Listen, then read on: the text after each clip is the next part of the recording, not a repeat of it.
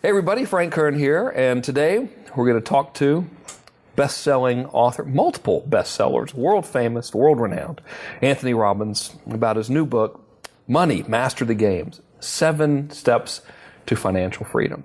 You remembered all that. I'm very impressed. Well, you know, that's a big amount to remember. It is a lot to remember. It's a big book. This is no lightweight book here. This isn't like a passive, non-committal approach to taking control weights with this baby, right? of the. It really is. Curls. You know, on the way over here, I was thinking that culturally, money has gone from being like a taboo subject that you never talk about. To really a national or global obsession, which is now openly flaunted and obsessed over. But it doesn't seem like the average person, or really anyone, has more control over the area of finance. In fact, it seems like we might have even gone backwards. So while the topic is now globally accepted and obsessed over, our education about it, our skill, our mastery of it is waning, if anything. What's going on here? Well, part of that is complexity. I mean, the world you grew up in, I grew up in, or our parents at least grew up in, was very different, right? What'd you do for a living? You got to college, you got your 4-year degree, you went to work for a great company, you worked your tail off and got really successful. And at the end, you had all this money and you had this thing called a pension, a lifetime income. You never had to think about money again for as long as you lived. But, you know, that world died a couple decades ago. And so now we live in a world where everything is more complex. While you're in the middle of running your business and taking care of your children and being a great husband or wife and trying to do something in your community and have a good time, you're supposed to be, you know, investment expert simultaneously. And we all have heard over and over the phrase we've heard so often that, you know, when a person with experience meets a person with money, the person with experience ends up with the money, right? Exactly. And so that has happened on steroids because, you know, the technology of finance has grown geometrically. CDOs and CDMs and MLPs and WTF, you know, like, you know, I don't know what any of those are. What does that mean? Yeah. And so what I really wanted to do is, this really started for me back in 2008 when, I think you know my background. I grew up in a pretty tough environment financially and emotionally. And I associated so much pain in my family life to, you know, 4 different fathers, and nobody had money. We didn't have money for food at Thanksgiving. And what changed my life was somebody coming and feeding my family then. And I've fed 42 million people since then, paying it forward. And I'm going to feed this year 55 million people myself. I just set a goal and I'm going to hit it this year. But to go from not being able to feed myself to being able to do that's been quite a trip.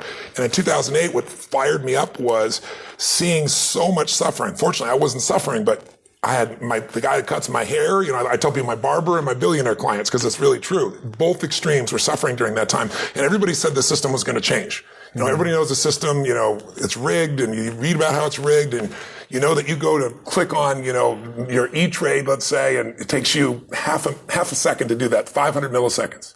And today these high frequency traders are out there, and literally in 1.5 milliseconds to 5 milliseconds, they'll buy and trade hundreds of times knowing what's going to happen to make money off you and everybody else. As soon as they know what you're going to buy it for, they just make money like clockwork. So the system we know is rigged, and all this stuff was supposed to change. And in 2010, nothing had changed. And I watched a documentary that, I don't know if you've seen, but it's called Inside Job. Did you happen to see it? I haven't seen it, no. It's Matt Damon did the voiceover for it, won every kind of award. At the end of this thing, they literally systematically show you how the entire world economy was virtually blown up by a small number of people. And then the punishment we gave them was we put them in charge of the recovery, and we took everybody else's money and made them whole. And at the end of this thing, I was so angry. I think you have 1 or 2 reactions. You're either depressed because you go, there's nothing I can do, I'm angry. And I thought, there's no solution here. And I thought, you know what? You know, the solution, there needs to be answers. And I thought, you know what? I have a privilege. Most people don't know it, but I've been coaching a man named Paul Tudor Jones, who's one of the top 10 financial traders on earth.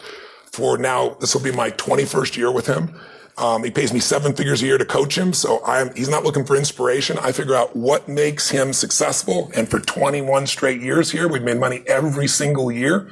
And I'm talking about, I was with him back when the stock market crashed in 2000, with him in the experience of 9/11, with him in the experience of the subprime crisis.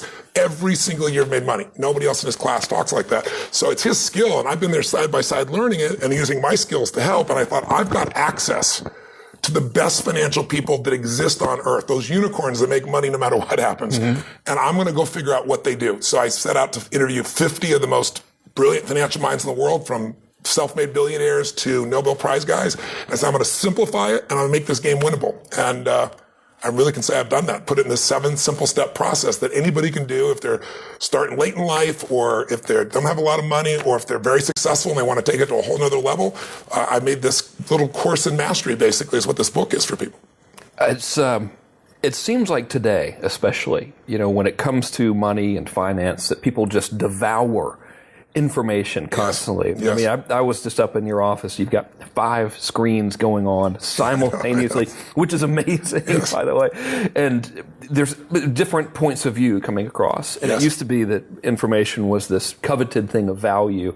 And then it became commoditized as we could just view every bit of information in the world on our telephone. And then it became, I think, really in terms of its relativity to finance, it became a bit of a hindrance because now there's so much coming on that you don't really know where to go. And I think what's really lacking now is insight. Don't give the manual, tell us the button to push. And it sounds like almost what you've created is a tactical, modern version, at least from the background essence of it, of Think and Grow Rich. But this is like Act and Grow Rich, whereas you are now the modern day Napoleon Hill, where you've gotten to sit with these modern day Carnegies and just extract unbelievable amounts of insight from them.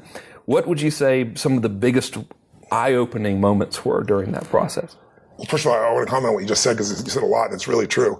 The biggest challenge today is not information. We are drowning in information. We're starving for wisdom. And what I wanted to do is you can go on the internet and you can get every point of view, and any person who's anybody will get up there and pound on their chest and attack each other and say, you're wrong, you're wrong. So I'm not interested in talking heads. Even on television, you have these financial entertainers that tell you, save your money and put in this mutual fund, this mythical mutual fund where you make 12% every year, compounded for 20 years. It doesn't even exist. It hasn't for decades. So I wanted to get to the truth. And I figured if you're going to master the game, you got to learn from the masters. And since I could get access to them, and I did it through relationship, and I did it through door opening, I did it by delivering for them, it just evolved. And what did I learn? My God, they all have different approaches, but I'll tell you a few things that they all have in common. And one of them sounds overly simplistic, but most people miss it. Their number one thing that every single one in common, and by the way, but here's what I'm talking about. I'm talking about, I'm sitting with Carl Icahn, who most people have heard of, multi-billionaire with $27 billion. And I'm sitting down with him, and he made $2 billion that day on investment he started 18 months earlier called Netflix, right? He filed a tweet. $2 billion. Yes. He sent out a tweet that jumped Apple's stock value by $19 billion literally in an hour. Maybe it's $17 billion. I'm probably off by 1 or 2. But I mean, numbers that are just extraordinary. This is the level of influence this guy has. And by the way, all these interviews with these people are supposed to be 45 minutes, and you know me well enough to know I go deep. I prepare for 15 hours. And I go to Carl, and Carl's a very passionate guy, and he says, I don't want a video crew. Last minute. He just throws them all out. I'm like, I said, well, we'll at least audio record. No, I don't, because you got 15 minutes. Right. No pressure at all. So that turns into 3 hours, thank God, and we become friends, and it opens doors. So every one of these guys have a different approach.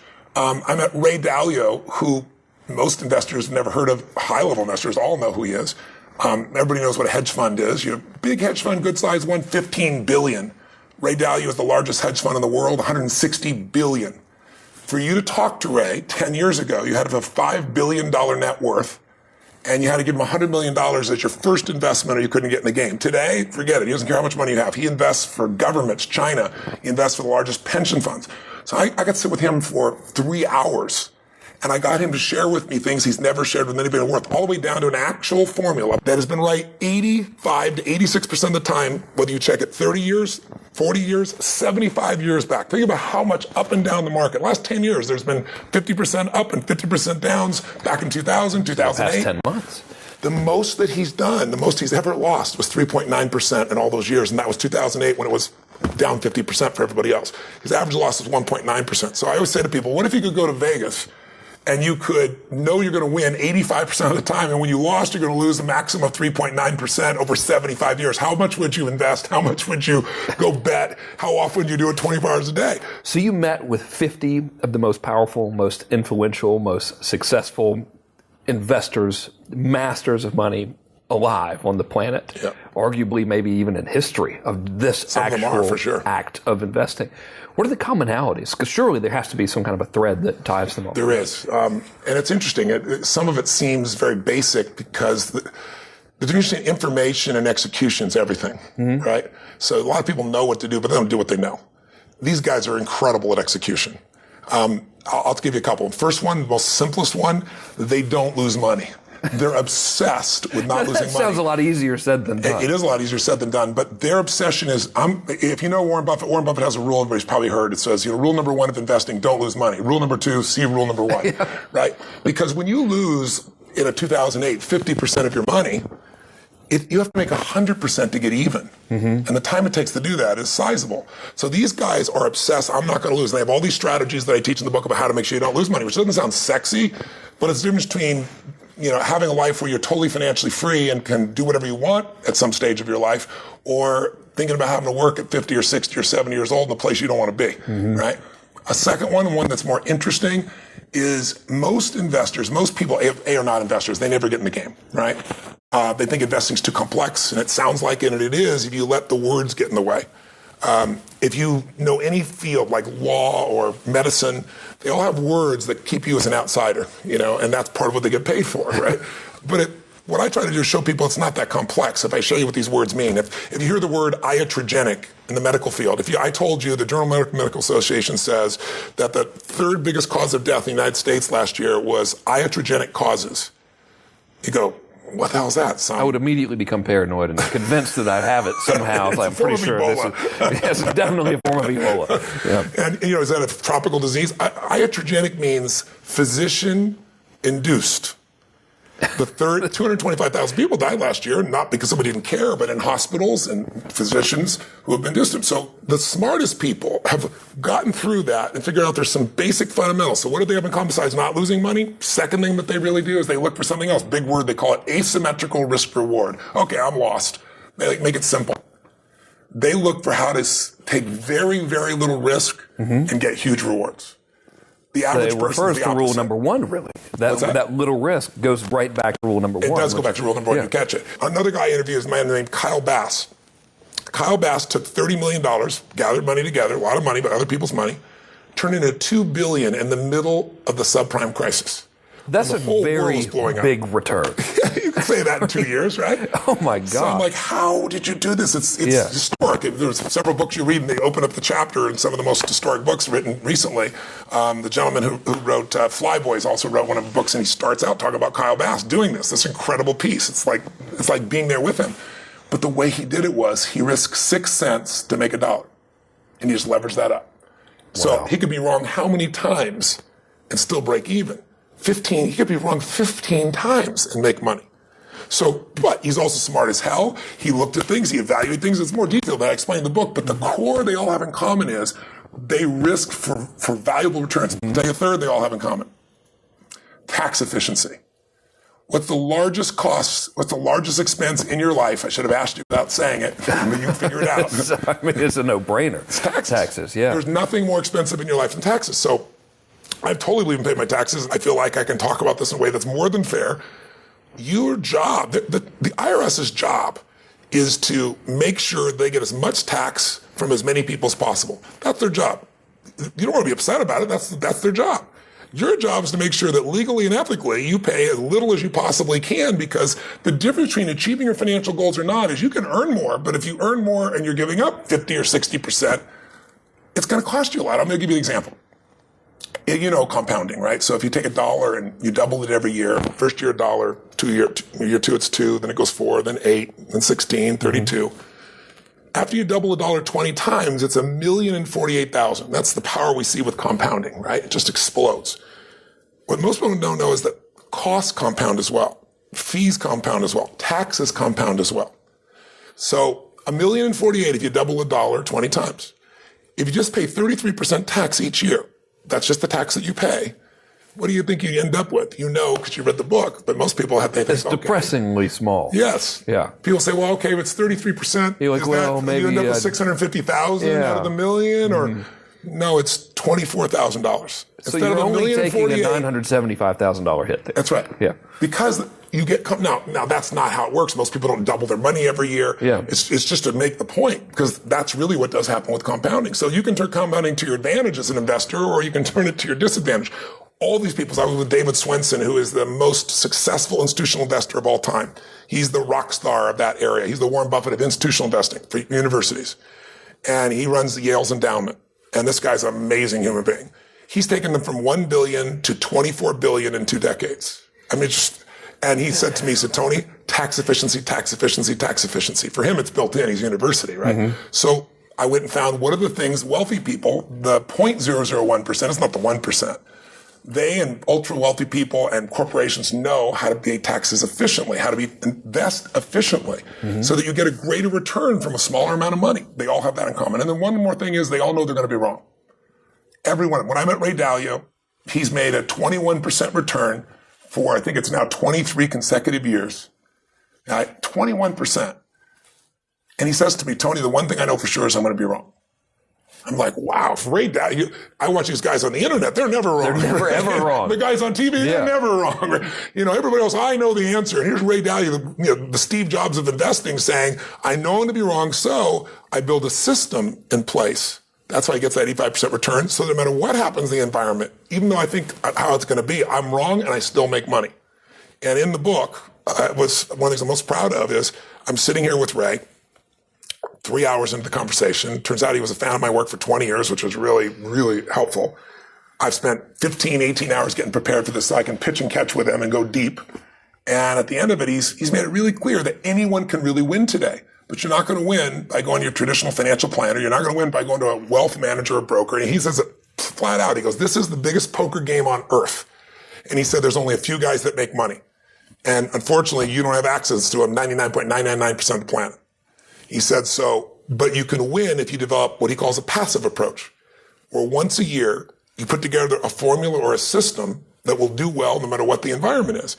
And so he's very famous for generating this thing called an all-weather fund. And the all-weather fund is, he made all this money and continues to, and he said, but what if I pass away? I got 1,500 full-time people battling it out to find the best strategy that I implement. If I wasn't here, how would my family be supported? If I wasn't here, how would all my philanthropic efforts continue? And so he started looking at all these ideas that people tell you if you're going to invest and you got your 401k and you're getting older, let's do a balanced portfolio. Let's put half in stocks and half in bonds. And he said, well, that's supposed to protect you. But what happened in 2008? They all went down. And, he can go through decade after decade where this happens. And so he said he figured out that there's a different way of doing asset allocation or deciding whether you have $1,000, $100, $100,000, $1 million. There's a division of where that money should go for you to truly be protected and do well. And he's done this if all his money's in it, all the money for his foundation and for his family's in it. And it doesn't require someone to be constantly doing something. But again, you've got $5 billion, you can get that answer, right?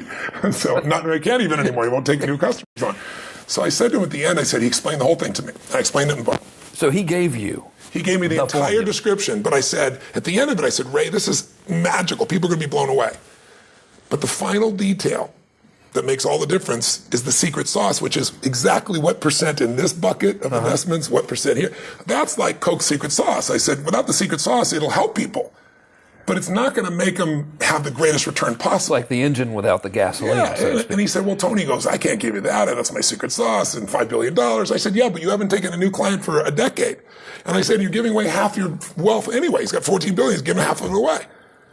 I said, help the little guy out. Help the average guy out. Come on. And I started teasing him, cajoling him. And then he said, well, it's kind of complex. And I said, well, give me the simple version. He goes, well, I use leverage. I said, give me one without leverage that an average person could do. And as it's happening, I feel the excitement in my body going, I can't believe he's sharing this with me. It's incredibly generous of him, to say the least. And then I went to a group of financial professionals who went and did the testing on it, and they tested it the last 30 years, because it's been one of the most volatile times, 40 years, and it's had 75 years, 85 to 86% success every single time in that period. As I told you, most money ever lost was 3.9, average loss 1.9%. It dwarfs anything you've seen. So you could get a bigger return with bigger risks, but that's on paper. Yeah. This is another way, everybody says, past results don't guarantee future results. Legally, everybody says that. I'd say that. But this guy's designed something designed for any marketplace. It's like any season that's going to affect you, he's done it. And so a bunch of my friends said, turn this into a business. Like, don't put this in the book. You can't let somebody go get a book for, $28, $25 and do this. And I said, the spirit was offered was for everybody to get it. So it's in the book. And if somebody wants somebody to implement it for it, there's a team of people that'll do it, but you can do it yourself. So you're with Ray Dalio. Yes. Steve Jobs of investing. Yes. Arguably one of the greatest in history. Yes. And he discloses the formula. Yes. Were you ever thinking, okay, this, surely there has to be more to it than this? Like, how did you verify the efficiency of it? Well, I went back and I worked with a couple of different groups. Hightower was one of the groups. They're one of the largest Western investment advisors in the world. There's another group called GemStep, and I just had different groups go test it because I would have multiple examples there. And they all came back with the same result. I mean, the rule is the rule. It works the way it works. And the most amazing thing, though, is that... Well, how did they test it? Because, see, my brain would say, well, this, of course it works for him. He's got the magic power, right? Because I think we all sort of default to that. Well, of course you can do it because you're you, but I'm just a normal guy. No, the magic power is figuring it out. Knowing the exact percentages is what he knows, and he revealed it. I mean, he just shared it. I mean, it's incredibly generous. I mean, obviously, and some people around him weren't terribly excited about it afterwards, but he stuck to it, which is quite amazing. He could have overruled it and said, I don't want this going out, but he wants the average investor to be able to have an opportunity, and he knows they're not going to get it from the average person they're going to go. Even somebody with good intentions who's really there. He said, your financial advisor, he said, might be sincere, they might be caring, they might be honest, they might really care about you. They might invest their own money the same way they're telling you. He said, but how many gold medals have they won? Mm-hmm. They could still be wrong. And he said, I'm going to be wrong at times, but he said, I win gold medals. And he said, and so he figured that formula out. He laid it out. And then he's not the end all be all. There are many. This book, I've got 50 people sharing with you their best formulas. The question I asked them all was, if you couldn't pass on any of your money to your children, only a set of strategies or a portfolio or an investment insights, what would it be? What would you do? And so I have them from all these different people in the book as well. There's never been a book in history. It's very much like Think and Grow Rich, where, as you said, Napoleon Hill went and interviewed all the most successful people in the world. And he was looking to find out what was it. It was their desire. It was their hunger. It was their mastermind. It was transmuting sexual energy, if you know the book and how he describes all these principles. What I want to do is go beyond the psychological side and go to the actual where they put their money strategy. I want to get their brain too, but I want to know what it was. And that's what this book is filled with. So if you want to know what Carl Icahn does, you can see, and you can see how to invest with Carl Icahn. If you want to know what a Ray Dalio does, you can actually see. If you want to know what Paul Tudor does to become successful and have, now it's 28 straight years he's actually made money, never losing, then you can actually open the book and find it. It's pretty unique. And you don't have to be some complex investor. You can be a soccer mom just getting going. You could be a kid who's in debt coming out of college, and you learn the steps. It's 7 steps. You learn each step, little step at a time to do, that'll take you from where you are to where you want to be financially, but it uses the best on earth as the basis of how to do it. So you're with arguably Ray Dalio, the greatest investor in history, or certainly one of them. Yes. And you have gotten this information from him that no one has ever been able to get, which doesn't surprise me at all, by the way. It's like, of course, you would be able to go over there and get him to tell you this. So he gives it to you, and then what do you do? Because my mind would immediately go to, well, he's given me this information, but of course he can do it because it's him. He is like Superman of this, but how did you, I don't want to use the word verify because it would like be doubting this person's ability, but how did you reassure that the average person could apply this and have success? Well, I went to several different financial institutions and said, please take this formula and apply it back 30 years, 40 years, 75 years, and let's see how it did. What's that mean, though? That means they go back and every year there's a return on each of these assets, the bonds, stocks, et cetera, commodities, and they know exactly what it is historically. So they say, if I had this percentage of this percentage of that, what was my return? Did I lose money? Did I make money? He did, according to this formula, for the past 75 years? 75 years. And what happened? It's unbelievable. The overall average over 75 years is just under 10% return, so beating the market. And an interesting part of it, though, was you didn't have the volatility because he didn't lose money. So 85% of the year, 85 to 86% of the time, depending upon what time period, but with only a 1% difference, it was successful and made money. By the way, in the 15% where it wasn't, sometimes it lost money 0.003%, which means you really broke even. But we call it losing money because it didn't make money, right? So, what was the worst? The worst was minus 3.95, which means less than 4%. And that was 2008 when from top to bottom the market lost 51%. He still beat the market. It destroyed the market. He did way better than the market. So, and that was the worst year. The average loss was 1.9%. So, I mean, that's what I try to say to someone. I was mentioning to you, if you go to Vegas and someone said, go play blackjack, go play whatever you want to play, you're going to be absolutely guaranteed to succeed 85% of the time over the last 75 years. There's no guarantee the future will be the same as the past, but if the only time you're going to lose 1.9%, I think you'd probably gamble relatively. So this is not a gamble. I don't tell people put all your money here. I show people there are many strategies. This is just one that's mind-boggling in how it's performed over such a long period of time. So, today, you mentioned it earlier, today you really cannot turn on the news or browse the internet and not see either an ad about how everything's horrible, hear a story about how everything is horrible, or hear someone complaining about how everything is just terrible from a financial perspective, from an investment perspective. And I think there's a tremendous amount of fear in the world. And I think this is for a good reason. I don't think it's foolish fear. I think it's either manufactured by media or reactionary fear to recent events. So with that said, and knowing that so many of us have just been clobbered over the past 5 or 6 years from a financial standpoint, whether it's seeing 401ks dissolve or jobs go away or anything. How does someone have the confidence, and what would like a first step be for someone saying, you know what, I've had enough. This is the end. Today's the day I'm going to turn it around and take control. Where do they begin? You got to decide whether you're going to accept it as it is. And if you do that, your fate's sealed. Or if you want to still win. Because in spite of everything you've heard, the game is totally winnable. And the guys that know how to win are the ones I went and interviewed. And I got a 7-step plan from them, one step at a time, that you could do starting from nothing and get where you really want to go. But you also have to remember, when you look at the news is not designed to inform. The news is designed to startle.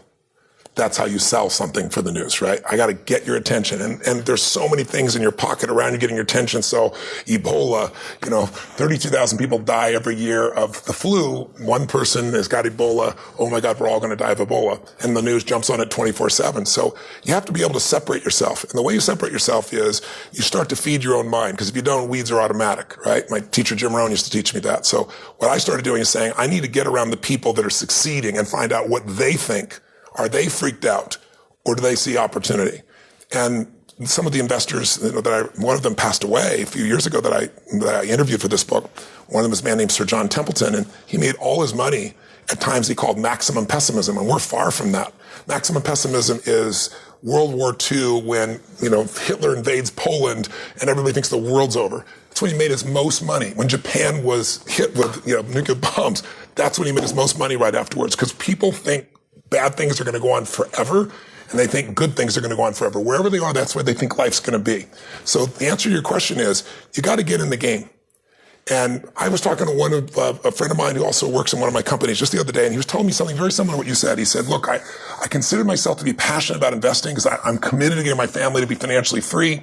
But in 2008, I got clobbered. I lost almost half of all my assets. He said, it just nailed me. And now he said, I've missed the last 5-year bull market. When everybody's talking about how bad it is, the market has been going straight up like this. Now, a big part of that's been manipulated by the Fed, but without even knowing that, he missed out on some of the biggest growth of his life because he didn't know what to do. So here's what I told him. What if there was a way, because ultra-wealthy people have this, and I explain it in the book, where you could have been in the stock market, but you would have been guaranteed not to lose a dime, and you would get most of the upside, not all. Some cases 80%, some cases 90%.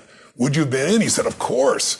Well, I said, that's how wealthy people invest. That's that part I talked to you about of take the least amount of risk for the greatest possible reward. Mm-hmm. And there are tools like that are available. But I think really what people have to first do is to figure out how they can win. And what I do in the book is I say, let's take it a step at a time. And the first step is you got to get in the game. You got to understand how to tap the power of compounding, as simple as that is. And most people have heard about it. They know it.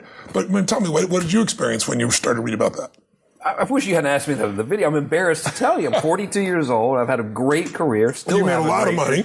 Never even fully comprehended what compound interest was until you told the story of the two brothers. Yes. And so I'm thinking, well, either I am disproportionately ignorant or we as a society really just don't know the basics of how to make money. And there's another great point you made in the book, actually, which is we believe that if we want financial security, we just simply keep performing, run on the hamster wheel even faster. But the compound interest, the facts of compound interest and the way you presented compound interest really is a significant eye-opener. which immediately made me wish I had a time machine. It was like, why didn't you write the book 20 years ago? I'd be done. We would be having who has the biggest helicopter contest right now. Well, everybody's heard of compound interest. Most people understand it intellectually, but they haven't got in their gut to really what it means, or they'd act on it. Because you talk to Warren Buffett, he said, "How'd you become wealthy?" He said, "Good genes and compound interest." That's it. It's like time and compounding. Most people think a delusion. And a lot of clients, and your industry and my industry as well, have done it. They're like, how can I get rich overnight? How can I go make this big hit? And if you look historically at the people that made the most income, most of them, not all, but most of them, don't hang on to it. Because if you look at, a Kurt Schilling, right? Guy wins 2, Major League Baseball World Series, Red Sox makes $100 million. He's bankrupt right now. I lost it all. You look at somebody like Michael Jackson, made more money than anybody knows. He passed away, but when he passed away, he was upside down in his estate. You look at Mike Tyson. My God, Mike Tyson made $500 million in income and went bankrupt.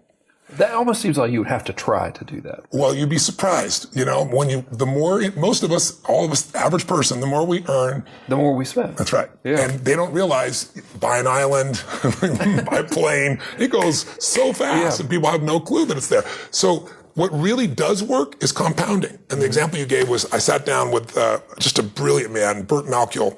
He wrote a book called Random Walk Down Wall Street, which has been like one of the top investing books for like 20, 30 years. He's a Princeton professor. And he created something called introduced the idea of indexing, where you didn't have to buy all the stock market. You could put a little money in and get a piece of everything. As a gross generalization, I'd explain it really quick. But he told me the story. He says, "Tony, most people know compounding." He goes, "Oh yeah, I know compounding." He said, "But they don't use it because they don't get it. It's tapping the ultimate power." He said, Einstein called it one of the greatest discoveries of the human universe, right? Because here's what happens. He gave me the example. He told me the story that you read. It's the story of 2 brothers. He said, one brother starts at 20 years old, and he puts aside $4,000 a year. That's it. And he puts it in the stock market where it's grown 10% a year, and he's not being taxed. He has it in a tax-deferred environment. And he does that from 20 to 40. And then he stops investing. His other brother doesn't start till he's 40, and he goes from 40 to 65. So they both put in an amount of money, but the guy went from 20 to 40, did 20 years of investing at 4,000. The guy that was 40 to 65 did 25 years of investing. More money on the guy on the right side here, spent more. William and James, we'll call him. James started when he was 40 and went to 65. At the end of their 65, when they both hit 65 and it's time, let's say, to start tapping into the income of this, one man who started earlier and put less money in, right, William, he's got $2 million available, 2.5 to be exact, and his brother's got less than 500,000. That's amazing. A $2 million difference. And it's simple math. It's simple math. What did Einstein call it? The single greatest discovery of mankind? One of the greatest discoveries. But as a society, we've trivialized it. It's like, oh, no, that's just for old people or something who have gazillions of dollars. We need to try to find the hottest tech stock to sink all of our money into and do this. And maybe sort of use the right combination of affirmations and visualization to make the stock go up or something. But it's phenomenal. It's truly phenomenal. I mean, he gave another example to me was Ben Franklin. Ben Franklin in 1790, I think it was when he passed away in the late 1770s, he left to $1,000. That's it, just $1,000 to his 2 favorite cities, Philadelphia and Boston. But he had instructions in his will that the money would be left in the market and would grow, and it couldn't be touched for 100 years. At that point, they could take out half of it and then leave it in for another 100 years, whatever the difference was. The $1,000 grew. They took out half, $500,000, 100 years into it, both of them, which was a nice size return for a $1,000 investment. But in 200 years, it was worth $6.5 million for each city. I mean, $1,000. $1,000. Growing over that time period. So it's a 3,000% return. So it's amazing. You can have almost no money, and if you give it a little time and you invest it in the right balance, we don't lose it. Remember, we talked about that. The kinds of returns that people can get is just astronomical. You could go out, people say, I don't know what I'm going to do, but I don't have the money to invest. And I say to people, I said, give up one of your nights out that you're going to go to dinner and have a pizza instead and save $40 this week. Do that 4 times a month. $40 a week, $2,000 a year. Grow that at 8%. Do it over 40 years, and you got $500,000. I mean, that's serious business. For the average person, that's a number that would be amazing for them. Considering 1 out of 3 baby boomers has $1,000. That's what their total savings is today. 1 out of 3 baby boomers. That's very scary. It's mind-bogglingly scary. 77% of our society, almost 80%, 77%, says they have major financial stress and less than 40% have any kind of a financial plan. It's mind-boggling. So this is an area that nobody wants to look at because we think it's too complex. And it's made complex by jargon and by language. And what I've really tried to do is just cut through all that and say, let me just show you, it's really not that hard. There's some fundamental things you can do literally 15, 20 minutes over the course of a year. And nothing in this book is my ideas. Like, it's not, well, here's Tony Robbins' financial plan. Who does he think he is? Well, for 21 years, I've coached one of the top financial traders literally in existence who's not lost money in those entire years. B, I've got access to everybody. But C, I didn't put what I thought. Emotionally, like what to do psychologically, that's my skill set for, 36 years. But what to do financially, none of it is from me. It's all from the best on earth. I just made it simple enough for you to actually follow through and take action on it. All right, so step one, if I'm interpreting you right, is accurate thinking. Well, really, step one is stop being a consumer and become an investor, and that you don't need a lot of money to invest. That what you really have to do is decide on a percentage of the money you have that you're going to invest. And for a lot of people, they say, Tony, I can't do that. I can't put aside 10%. I can't put aside 15%. If you don't, what's ahead of you, a lot of years ahead of you, is going to be so painful. You don't want to be in that place. But better yet, why not create great quality of life now? I met with Shlomo Bernatzi and Richard Thayer as his partner, who's a Nobel Prize winner. And they came up with the coolest system because they're behavioral economic guys. You go, oh my God, what the hell is that? They study how our natural behavior screws us up financially and how to avoid it, how to get ourselves out of that trap. And one of the things they came up with is people say, I have no money to invest. I can't. I'm spending every dollar, which most people are. And they said, how about we do this? He said, we have this mindset in our mind that we're going to do things in the future differently than we do today. We feel good about it. If I asked you, do you want next week, we're going to have a meeting, we're going to have a party. Do you want to have chocolate or do you want to have, some really good healthy food? And you might say really healthy food until we get there 2 weeks from now and you change your point of view when you see the chocolate. So what he did was he came up with a strategy called save more for tomorrow. Here's what it is. Let's say you're only going to save 3%, 4%, 5% today. But you make a deal at your company that every time you get a raise, that 3% of that raise of your money is going to go into what we call your freedom fund. This area where you're going to make investments and eventually grow to a point where you are financially free, where you don't have to work another day of your life because your investments provide an income that replaces the income that you used to get from working. And I show people exactly how to do that. But what's cool is they did this with a group of blue-collar workers. And in 12 years, these are guys that normally don't make much money at all. Most of them started with 3 or 5% savings. They were saving by the end of this thing 16%. Now, when you start saving 16%, it starts compounding. That's serious. You get totally financially set. I mean, you get where you'll have lifelong financial stability, financial freedom, and we show you how to do it. And it's all automated, so you don't think about it. The best way to make sure that you invest is pick a percentage and automate it so you never see it. It goes into your freedom fund, and then later in the book we show you how do you decide where that money goes so that you can build enough money that you stop making the worst trade of your life. Let me tell you what that trade is. Trading time for money. Mm-hmm. Most people don't think of themselves as a financial trader, but they are. They're trading time for money. You want to trade instead money for money. You want money to become your slave. You want money while you sleep to go to work for you. And no matter how hard you work, and no matter how much you work, it's still you until you make money your slave. And so this process, step one, you stop being a consumer, you become an investor by deciding a specific number you're going to set aside, and you automate it. We'll show you how to do that as the first step. What's the next one? Step two is you got to know the rules before you get in the game. We say this all the time, and I'm sure you've seen it. Anytime somebody with money meets somebody with experience, the person with experience ends up with the money. It's just how it works. So I teach people 9 financial lies that have been marketed that systematically rob you of your economic well-being. And so it's like, if you're going to get in the game, you got to know what the insiders know. That is a really heavy statement. 9 financial lies that systematically rob you. There was 9 lies that systematically rob you of your financial well-being. That's worth probing a little bit if it's okay. Go for it. Yeah. What are they? Because now I'm like, I've got to know what this is. That's a big deal. Well, I'll give you a sample. Where do most people, the average person, they work their tail off. They have some money maybe in a 401k. Mm-hmm. Where do I put that money? I don't know. What do you think? Let's find a 5-star, Morningstar, maybe. What do you think? What should we do? There's no understanding whatsoever what it means. And because of that, you also don't understand the fees involved. Mm-hmm. And you might say, I'm getting paid 1%. There's 1% fees. That's what somebody will advertise or tell you. But they don't know there are 17 other fees that have different names that you have to be able to read a 52-page prospectus and understand. There's a man named Hilton Smith, this guy's got a degree in economics. And here's a guy, you talk to him and he'll tell you he had, I don't know, I think he had 5 or 6 different mutual funds with all these different, agreements. And so this guy's got a degree in economics, and it took him 2 weeks of reading, digging, trying to figure out what these words meant to find out that in fees alone, this is somebody that's making, at this time, I think he said the average person who makes $30,000 a year, and most of your listeners and viewers are way beyond that, they're giving up $150,000 in fees just over the life of their investment. Somebody in your category, it's more like $500,000 to $1 million in fees, because the difference between a 1% fee, a 2%, and a 3% fee sounds like nothing. But remember compounding again? Exactly. Okay, right. so I'll give you an example. If you put $1 million aside and you're going to grow it over 30 years at 8%, and you say, I'm paying 1%, 2%, or 3%, the person who pays 1% is going to have $7.6 million. The person who pays 3% is going to have $4.3 million. You're going to have 75% less money. So if I said to you, here's the deal. How'd you like this investment, Frank? How about you make an investment, and here's how it'll work. You give me the money. You take all the risk. If we go make this investment together, I'm going to do it for you. I'm going to direct it for you.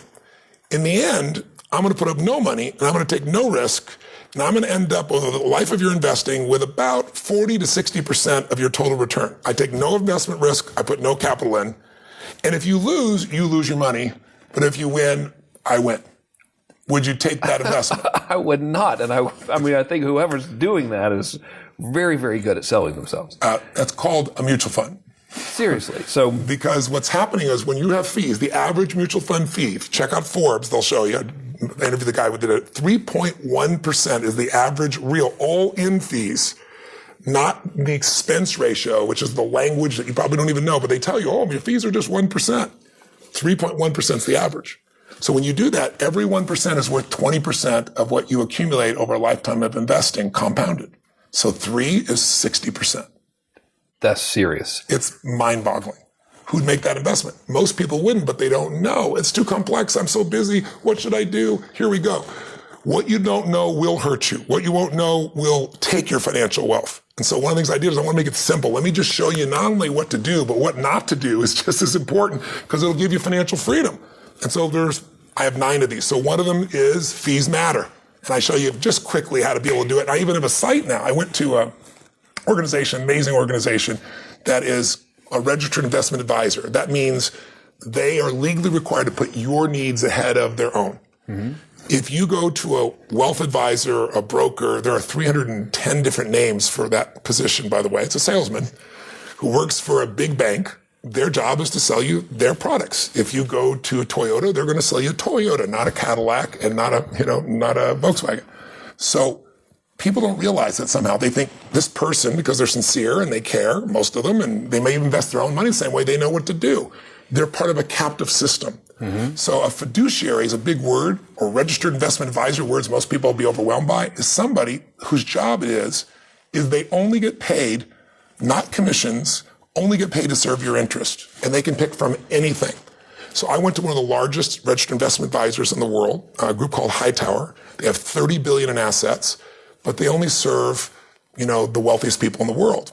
And I said to them, I met with the founder, his name's Elliot, brilliant man. And I said, Elliot, you care so much about full transparency, people not being cheated, fees, ripping out and stripping out all the fees, showing what's real, but you're helping the wealthiest people in the world. How about the average person? The average person, 50% of the United States has less than $25,000 of assets. He said, Tony, I'd love to help them, but you can't make money doing that. I said, you don't need to make money. You're making plenty of money. I said, how about, and I introduced him to a person who's been working and managing my assets for about 7 years now, a man named AJ Gupta of Stronghold. So why don't you guys come together and use technology and create a way for people to go online, be able to put in whatever they have in their accounts and have it automatically show them what they're really paying. Most people have no clue what they're really paying versus what they could get the same stock or bond for. A lot of times you'd be paying 10 or 20 times more to buy the same stocks or bonds in your mutual fund that you could have in something called an index that costs 30 times less, 20 times less, 10 times less, exact same product. But you'll know that the minute you click the button. I want them to know. I said, why don't you design it so they can immediately see how much exposure they have? What's the volatility? How about you make it so you can compare it to other choices? What's their real return for their investments? Most people have no clue. Show it to them in seconds and do it for free. He said, well, how do I make money? I said, some of the wealthier ones will become clients of yours. The ones that aren't, you show them how to do it, and hopefully they'll grow and become clients.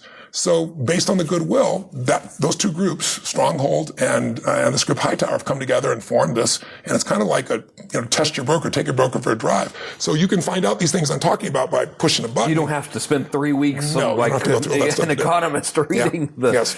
And I'm proud of the role that I played in putting these guys together, to say the least. That's incredible. And the tool is readily available online now for everyone who has the book. That's outstanding. Dude, this is horrible. Because I'm hearing you, and I have been ignorantly happy with what's going on with my financial situation. Well, you know what's interesting? You're one of those people. You found a way to add so much value to people's lives. You've earned enormous amounts of money. But as you well know, then there are tough financial times. And it may not even be your business. It might be your personal life. It might be, something happens for somebody you care about, you need money for. And if you don't have a system, I call it a money machine. If you aren't building a money machine that makes money while you sleep, you've done that with business to some extent. But how'd you like to have a business with no employees, no overhead, right? You don't have to worry about any of that stuff. That's what this money machine is. But you got to get in the game. But you can't get in the game first. You got to get started. You got to decide you're going to be the investor. Then you got to understand the rules of the game. Now you get in the game so you can start to begin to win. During this whole conversation, so I've started out in 1999. I had $10,000, and I gave it to a friend of mine who was a year behind me in high school, and I was, 27 or something. And he's like, Kern, baby, I'm a stockbroker now. Give me some money. And I'm like, I've got extra $10,000 here. Take it. Puts me in a mutual fund, 90% lost. So, which was normal. He was like, yeah, well, that kind of is expected. I'm like, great, this is wonderful. So then never invested again up until maybe 10 years ago. And my mother is someone. And so I just use who she used because we didn't lose all the money. That was the criteria, is I can take some money and put it in whatever, give it to this person, and my tax benefits are slightly better, and she won't lose it. And she didn't lose it, which is great. So we've made probably, I don't know, $75, $80 on the investment over time. And so this whole time I've thought, well, you must be magic in order to actually find success at this. And I'm thinking that my belief system has been ignorant at best, based on absolutely you've been based on it. It's been based on your real experience. One of my first investments, I lived in Marina Del Rey. I'll never forget. Young guy, just getting going, and this beautiful blonde woman pulls up in a brand new Rolls Royce in Marina Del Rey, and she's getting all this cleaning.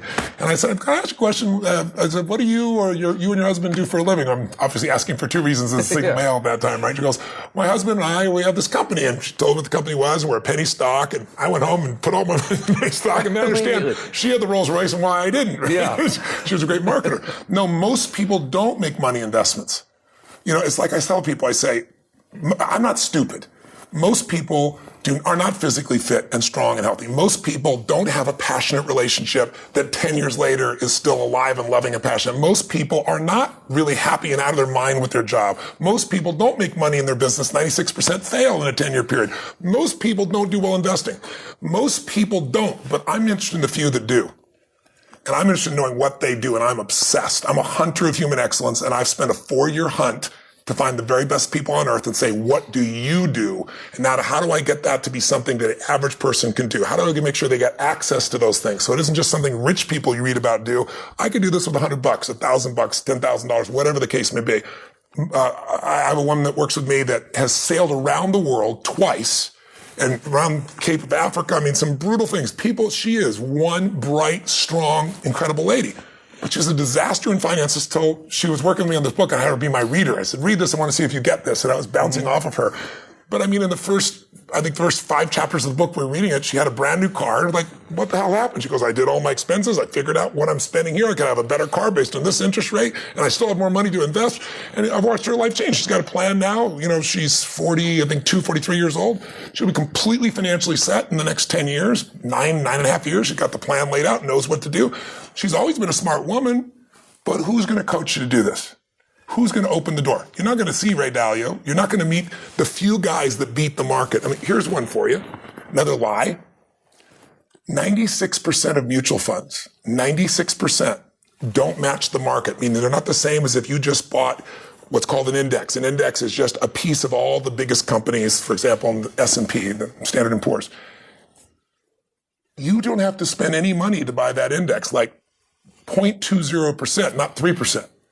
And you get the same companies, Apple, all these great companies. 96% of mutual funds over a 10-year period don't match that. So what does that mean? It means only 4% succeed in a 10-year period, and the 4% is always changing. So let me help this for anybody listening. So they go, oh, it's math. No, what do you mean? What is this math business of which you speak? Let me show you. Watch this. So I'll give you an example so these numbers come to life for you. If 96% of the chances you're going to pick the wrong mutual fund, you only got a 4% chance of succeeding, right? That's majorly gambling. So let's say you play blackjack, and anybody's played blackjack, it's 21, right? And you get 2 face cards drop on you. 20 in front of you, 21. And some inner idiot in you says, hit me. You have an 8% chance of getting 21 with 2 face cards. You have a 4% chance of picking the right mutual fund. I think I'd rather take the 21. So, but what I show you is you can get the market. You can become an investor in American business and not have any of those fees, almost nothing, 20 basis points, for example, with a company like Vanguard. And now you get to grow with all of American business, which has done well in recessions, depressions. They've always found a way to rebound. And those are the people who have done well. Equities have done extremely well. Now, that's not the only investment in the world, but it's like not knowing that will get you in trouble. So this book is, let's go through those steps. It's like become an investor, figure out a percentage you're going to actually save. Let's automate it so you don't think about it. Step 2, let's learn the rules of the game so I don't get into the mutual fund that eats all my fees. I'm going to learn how to get somebody to represent me, or I'm going to go get the information and know what's really going on online in a matter of seconds. Step 3, I got to make the game winnable. How much was it going to take for you to be financially secure, independent, or free if I asked you? About $20 million. $20 million. You've sat down and calculated that number. Only because I read the dang book. I was just saying earlier that the sports car dealerships they're going to hate you just on the loss of my business alone. After reading the book, I was like, wait a minute, this car actually is going to cost me about $3 million over 20 years if I buy it. I can just keep the one I have. Yes, and put that money and get that money be all your cash at the end. No, what's really amazing is you know that number because you read the book. Most people, they don't know. They make the number up. If they go to a financial planner, the person will say, well, here's what you need to do to retire. You need 10 times your income. So if you make $100,000 a year, you need $1 million. That's based on the theory that once you've built up to $1 million, you can invest that money and make a 10% return every year without taking risk. Okay. And get $100,000 a year. Now, I don't know who you know that does that regularly in this environment. Nobody. But almost nobody. Very few people. So it's a lie. It used to be that kind of number years ago. It's 20 times. So you made $100,000 and you want to have $100,000 a year for the rest of your life without working. Guess what? You need 20 times that, $2 million. Seems like such a huge number. For most people, I'll never get there is the thought. So they never begin. Mm-hmm. So what I show people is first 2 things. Extremely wealthy people know that if I can eliminate the tax issue on this, and there are legal ways to do it the IRS shows ultra wealthy people how to do, I can reduce that number by 30 to 50%. So instead of $1 million, perhaps it's $500,000. That's a lot more close reachable over time, over a decade or 15 years or 20 years. So I teach in the book how to do that. But in addition to that, I show you there's 3 goals.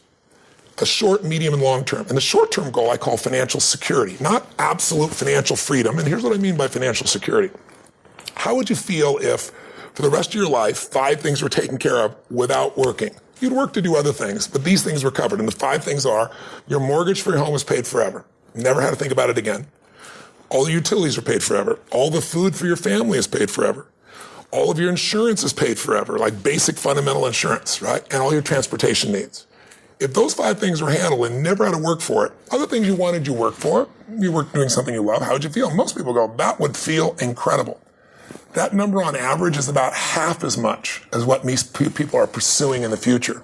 So if that number was $1 million, it comes down to about $500,000. $500,000 comes to $250,000, $250,000, because now you've got your basic life met. And then what happens is when you succeed and you're feeling secure, you get momentum. Mm-hmm. And now you start saying, okay, I'd like to be financially independent, where I don't have to work for anything to have the life I have today. Mm-hmm. I'll show you how to do that. And I show you exactly what that number is for you. It's different for every person. And then I show you, well, what if you can have a better lifestyle than you have today without working, where all that money just came from what you'd invested in because it compounded. And I show you how to do it. And in the book, we actually have a calculator that you go online. We have an app.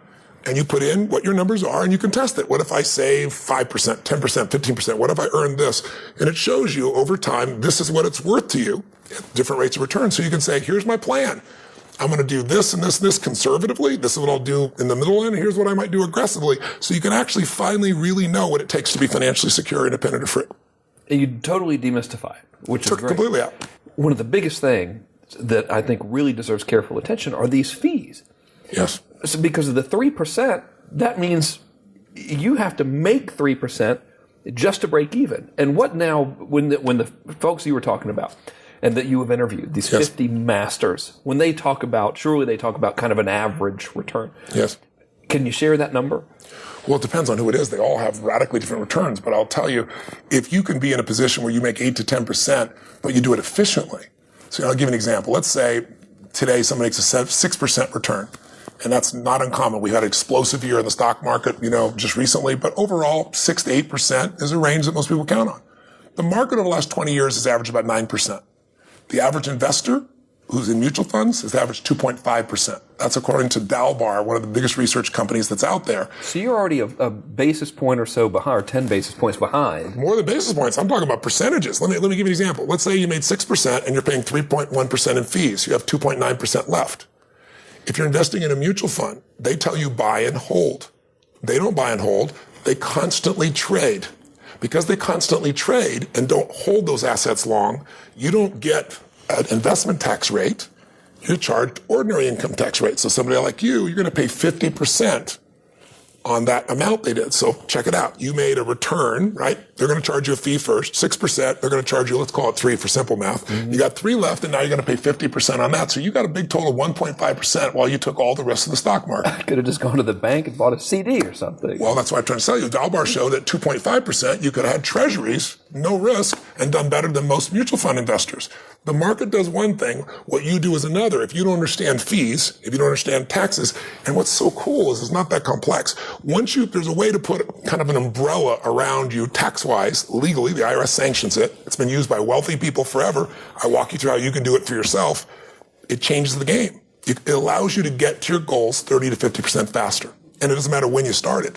It almost sounds like a major part of this, not to oversimplify it, but from my translation is learn all of the dumb stuff that everyone's doing and stop doing the dumb stuff. Yes. That most of these extremely successful, brilliant people have just cut out a lot of the really dumb stuff. They have. Well, they have, and they've done one more thing, though. It's really important. It's the most important investment decision. Imagine you got in the game. You're investing something. It doesn't matter what it is. Maybe you're investing for the future. You're setting some money aside. You know what not to do. You know what you're after, and you got a plan. You made the game winnable. It's not some giant number. A kid will tell me, I need $1 billion. And I break down actually to charter the planes he wants to go on 10 trips a year, to rent the Branson's Island instead of buying the island. He can do the whole thing for less than $20 million for the rest of his life and never work again, right? Yeah. 20 million versus $1 billion is 2 different universes. They're different places. But the next piece is step 4 is really critical. It's the most important one of all. It's the most important investment decision you're going to make. And that decision is called asset allocation, or it's like the ultimate bucket list. Mm-hmm. It's the money you put, what proportions you put, the strategy you use. I'm going to put so much in stock, so much in bonds, so much in whatever the case may be, different assets. That's what you live and die by. In fact, David Swensen, who's the most successful institutional investor of all time from Yale, $1 billion to $24 billion in growth in 2 decades. Mind-boggling. Worth paying attention to. He said to me directly, he said, Tony, all your returns come from asset allocation. More important than buying Apple, more important than buying any stock, you're going to be wrong on some stock. You're going to be wrong on some bond. You're going to be wrong on some real estate investment. It's having the right breakup. And the guys that are the best in the world have figured out the right balance, like Ray Dalio, like David Swensen. And so what I have in the book is their exact proportions of what they do, recommended that you wouldn't be able to do. It's like I sat down when I was sitting with David, he let me come in. I'm sitting here in Yale's kind of hallowed halls, and I'm like, do you know what I do? And he said, do you think you'd be sitting here in Yale having a conversation with me? He said, your work changed my life, my family's life, this person's life. And so those things opened the doors, and they shared this with me. So the right asset allocation, think of it this way.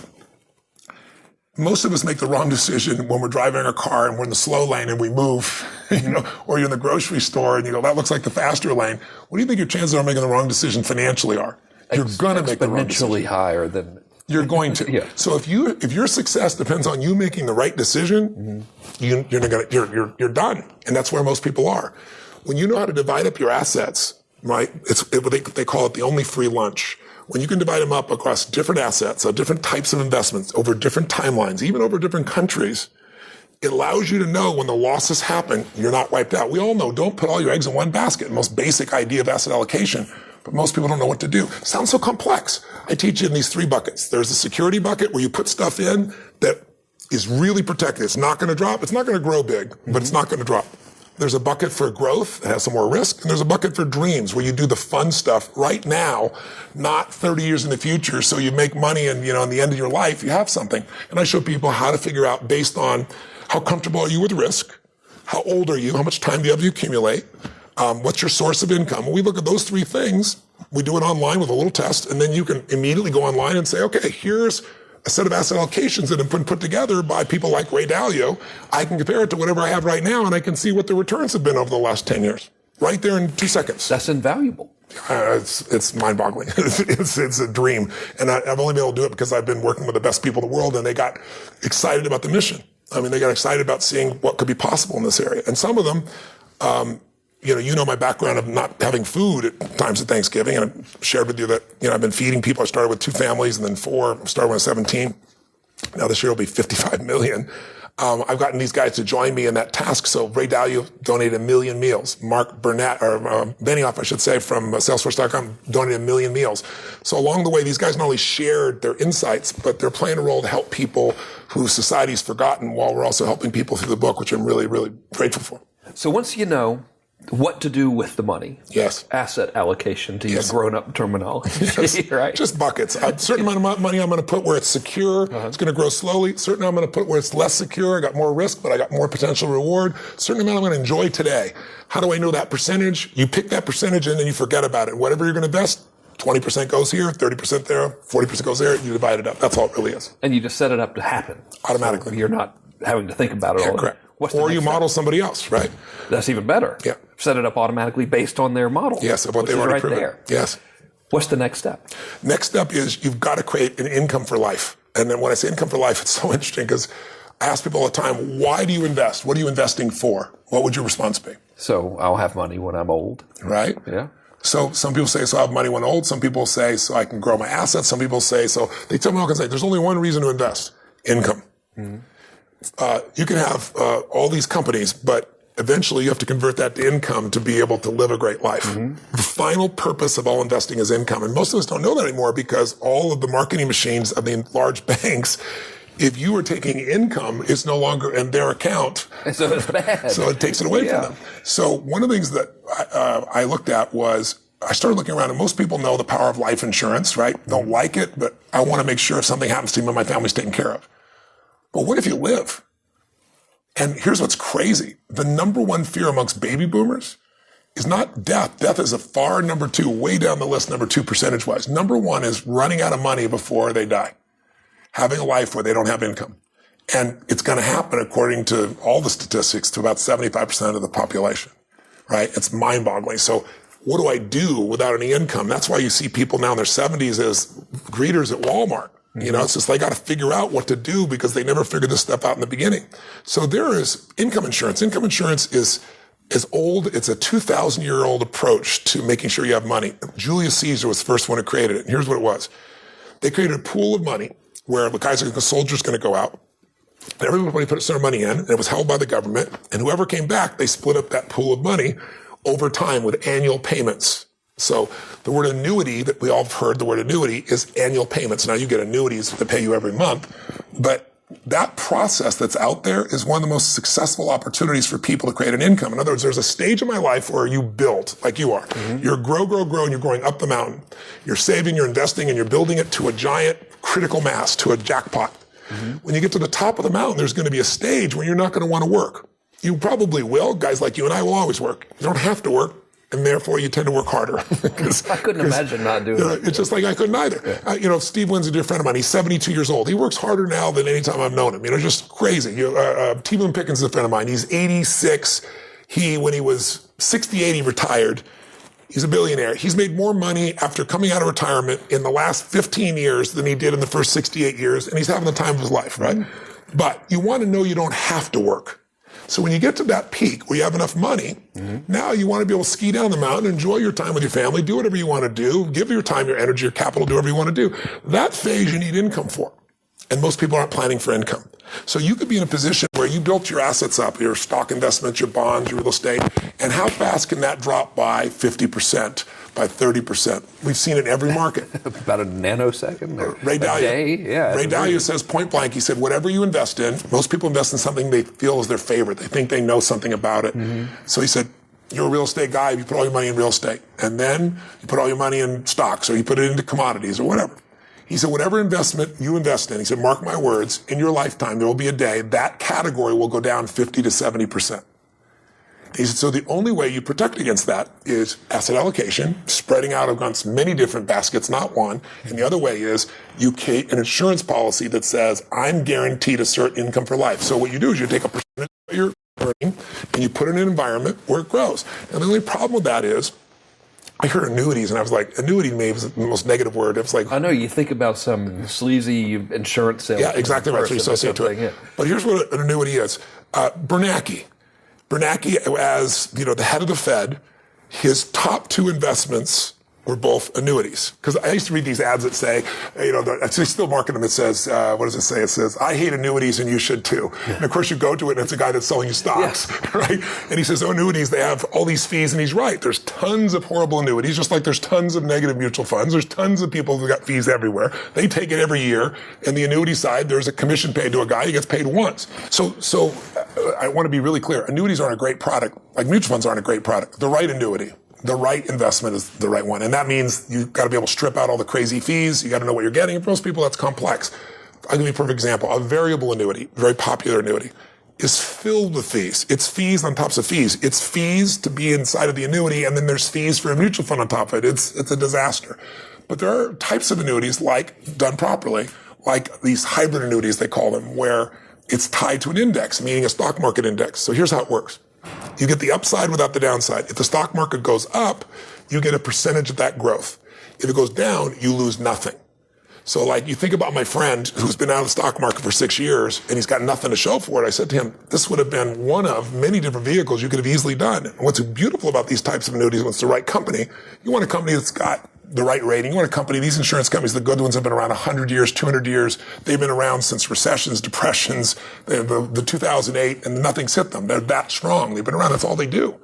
And I said, so with these types of them, there's some that are available. Most of them are available only for people in their 50s and above. So it's thought of as, something for grandpa. I sat down when I started seeing all these work. There's one annuity I saw, and I'm getting old enough that I'm within the range of doing these things now. It just scares me. But one of them gives a guaranteed return of 7% a year. And where are you going to find that? And my immediate reaction is that's impossible. It's like, I know.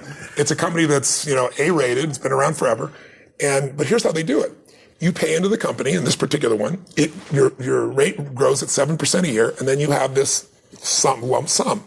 You don't take out the lump sum. That's how you get the 7% per year. What you do is you take out 5% of it a year. And so they show you what that means to you in income.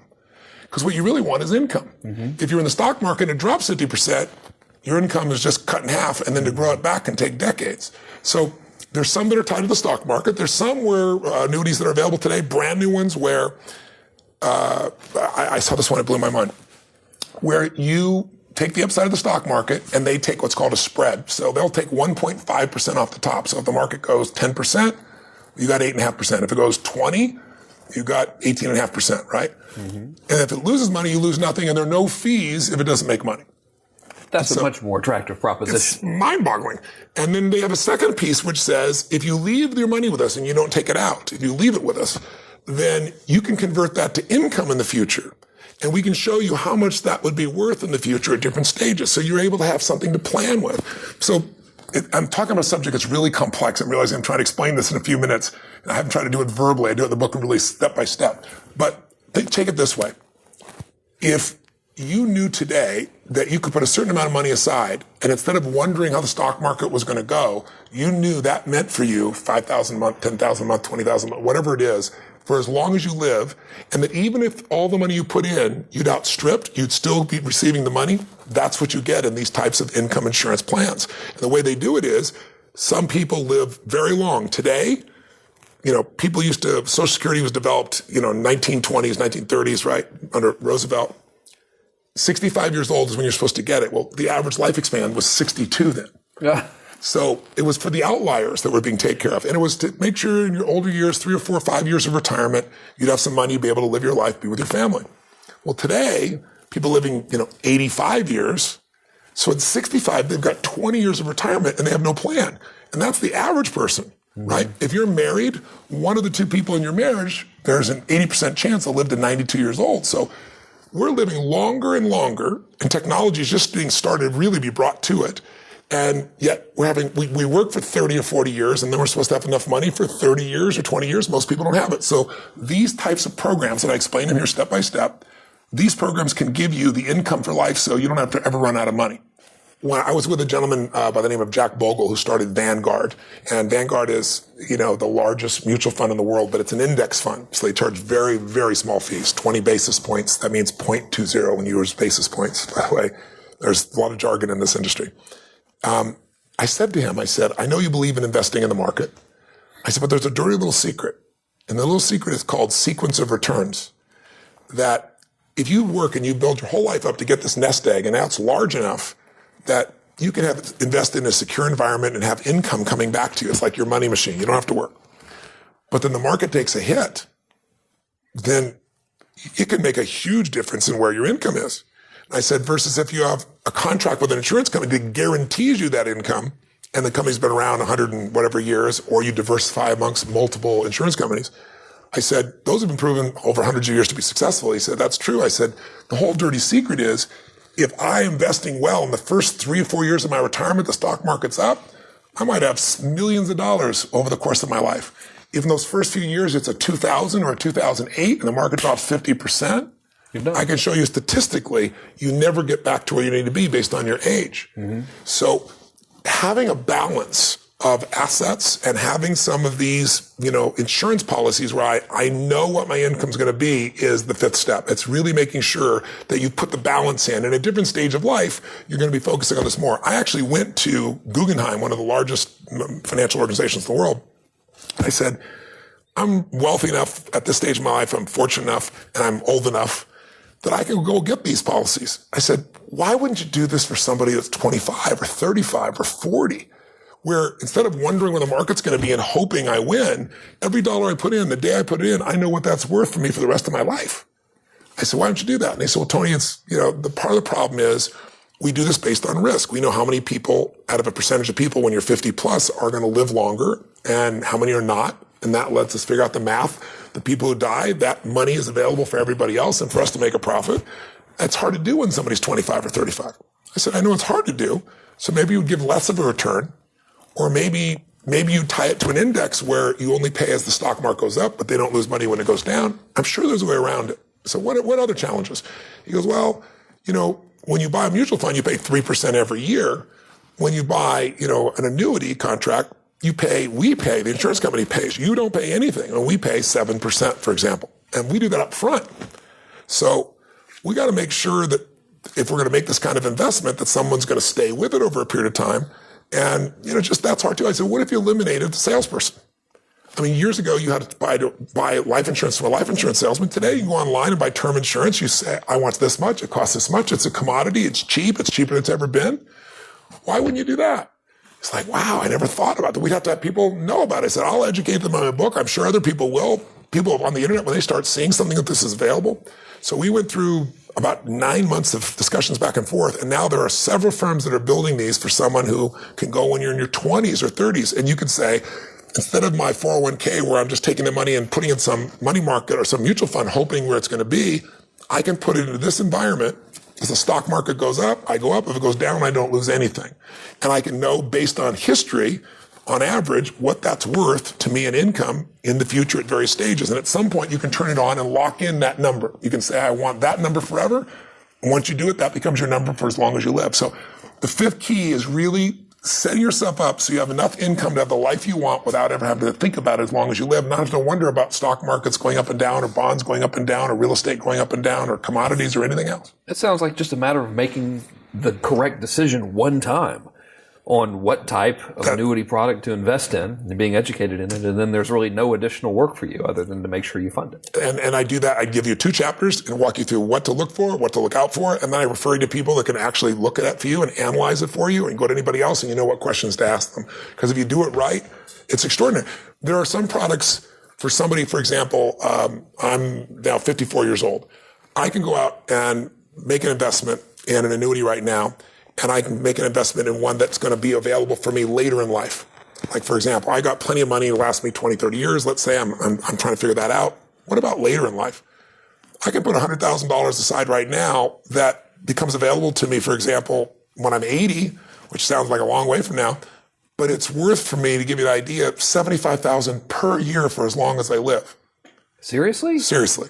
I first found out about this actually in the New York Times. I didn't even know it existed. I started digging under it and started going to these agencies. So for $100,000 one-time investment, for the future, $75,000 a year, if I live 10 years longer, 12 years longer, the return investment is amazing.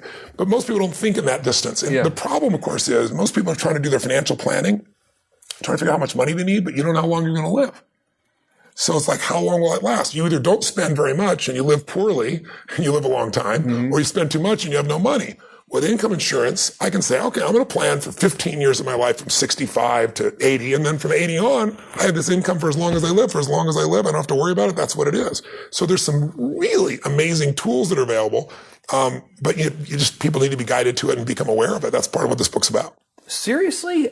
$75,000 a year forever. If you live to be, you probably will live to be like 150 years old or something. With all of the potions that Sage gives you every day, with unbelievable amounts of vitamins and things. I feel healthier just being by you. I'll tell you what, though, really, truthfully, life expectancy is going to expand massively, because you have a situation where the same way we've took music and movies and digitized it, so now it's everywhere, they're digitizing the experience of human cell tissue. I mean, it's mind-boggling. Ray Kurzweil is one of my friends. I write about him in the book. I mean, right now, if you were burned in the old days, 5 years ago, and if you go to most hospitals still, if you get your whole body burned, they put cadaver skin on you. You look horrible. You're for life. You got scars.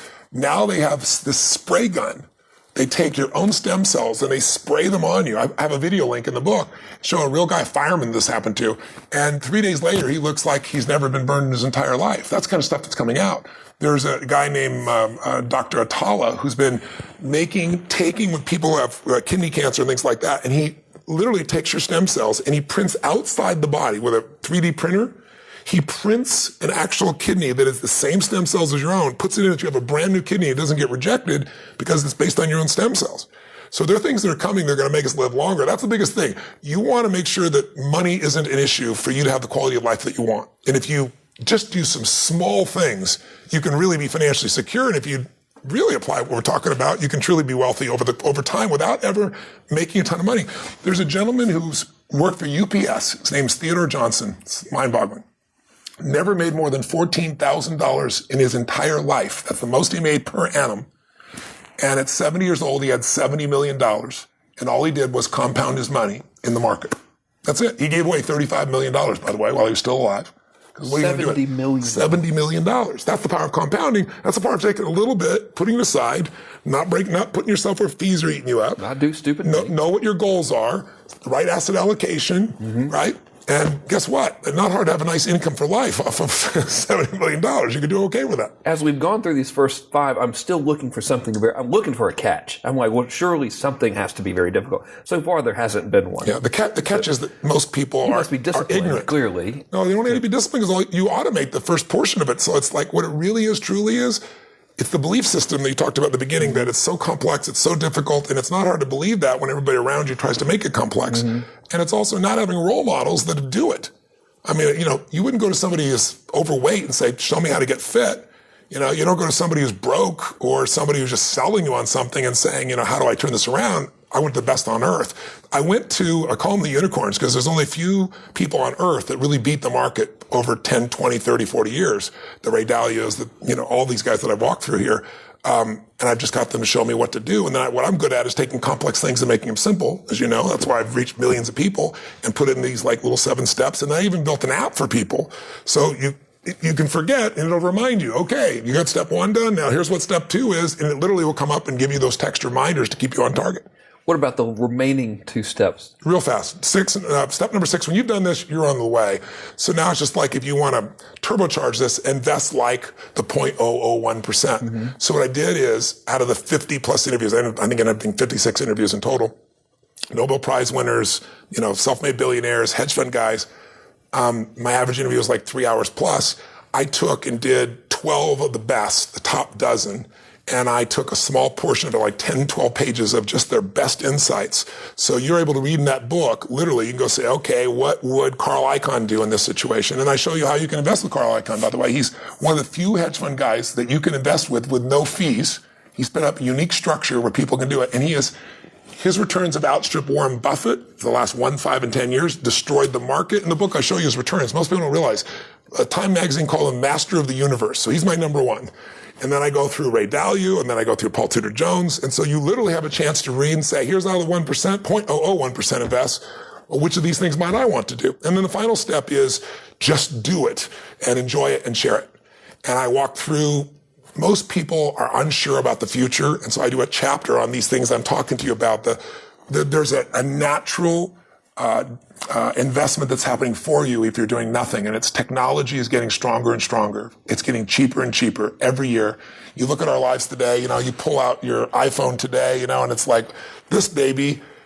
I remember I was with President Clinton, and it's the first time I coached him, and I said to him, I said, we could communicate electronically, like when we're on different time zones and so forth. And, I said, I got this thing called email on this AOL account. I'll never forget this. It's amazing. And I said, it's amazing. I said, he goes, I've heard about that. The President of the United States, when he was President Clinton, did not have an email account his first year in office. So it's like now, the Maasai warrior, in Africa has more computing power here. I mean, he's got video conferencing anywhere in the world. He's got access to markets. He can study at MIT or Stanford or Harvard. I mean, he can access all the great books in the world. He can find any conversation from crazy guys like you and I, and it's all in his hand. So amazing. 10 years ago, we had 500 million people on the web. We got 2 billion today. In the next 6 years, we're going to have 6 billion. So even if they're off by 1 billion, we're going to more than double the number of people that have access who are going to compete together. They're going to create ideas together. They're going to create funny-ass videos together that are going to create new products and services together.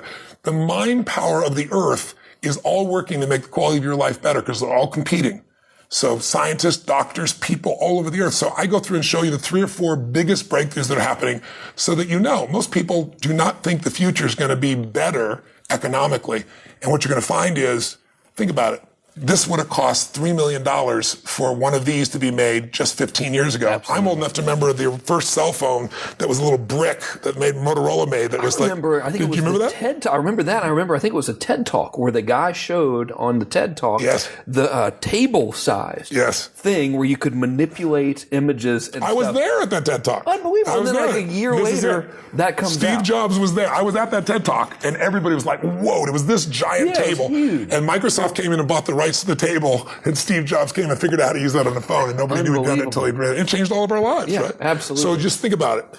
Movies, music, information, education, it's all available for next to nothing or free for pennies. And it's only going to get better and better in those areas. That is not to say there aren't going to be problems. People are going to abuse technology. There's new problems that we have all over the earth.